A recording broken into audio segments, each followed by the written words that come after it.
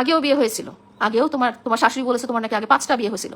হ্যাঁ, মামুনের মা নিজের মুখে বলেছে যে আমার বউয়ের 5টা বিয়ে হয়েছে। তো তোমার ধরে নিলাম তোমার আগে 5টা বিয়ে হয়েছে, তো 5টা বিয়ে তোমার টিকে নাই কেন? 5টা বিয়ে টিকে নাই কেন? আমাকে এই কথাটা বলো। আর মামুনকেও বলছি, যে মেয়ের 5টা বিয়ে টিকে নাই, সেই মেয়ের তোর সাথে বিয়ে কেমন করে টিকবে? মামুনের বউকে নিয়ে লাইভে এসে কথা বলেছিল লায়লা, আর তার পরবর্তীতে এবার মুখ খুলেছেন লায়লাকে নিয়ে মামুনের বউ।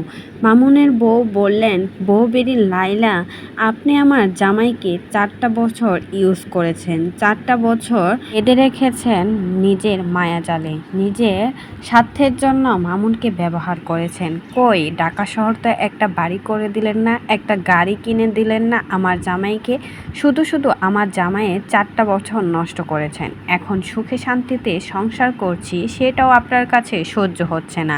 আর আপনার মতো বুড়ি মহিলার কাছে এরকম ছেলে কেনই বা যাবে? এমনই কথা বললেন লায়লাকে নিয়ে এবার মামুনের বউ। মামুনের বউ আরও বললেন, লায়লার মতো বুড়ি মহিলা আমার সাথে পাঙ্গা নিতে আসে, আমাকে নিয়ে লাইভে এসে কথা বলে। এখন যে সংসার করছি তার পার্টনারের সাথে, সেটা সহ্য করতে পারছে না এই বুড়ি মহিলা, তাই তো মামুনকে নিয়ে জ্বলছে আর আমাকে নিয়ে কথা বলছে, আমাদের সংসারে অশান্তি করছে, আমাদের নামে মিথ্যা গুজব ছড়াচ্ছে। কই, আমার তো কখনো বিয়ে হয় নাই।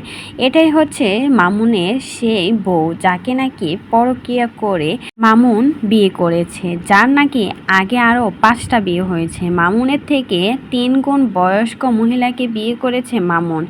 আর মামুনের মা নিজের মুখে স্বীকার করেছে তার বৌমার নাকি আরও 5টা বিয়ে হয়েছে। তাহলে বোঝাই যাচ্ছে লায়লার থেকে কতটা বুড়ি আর কতটা ভালো মহিলা মামুনের বউ। আর সেটা নিয়ে লায়লার সাথে পাঙ্গা নিতে আসে মামুন, আর মামুনকে ইচ্ছে মতো ধুলাই দেওয়ার জন্য লায়লাই কিন্তু লাইভে এসে ধুয়ে দিল। যতগুলো টাকা পয়সা যা কিছু খেয়েছে সব কিছু ফিরিয়ে না দিলে তাকে সংসার করতে দেবে না। আর খুশি আর কিন্তু দিয়ে দিল। তো এই বিষয়ে কোনো মতামত থাকলে সেটা কিন্তু অবশ্যই জানাবেন।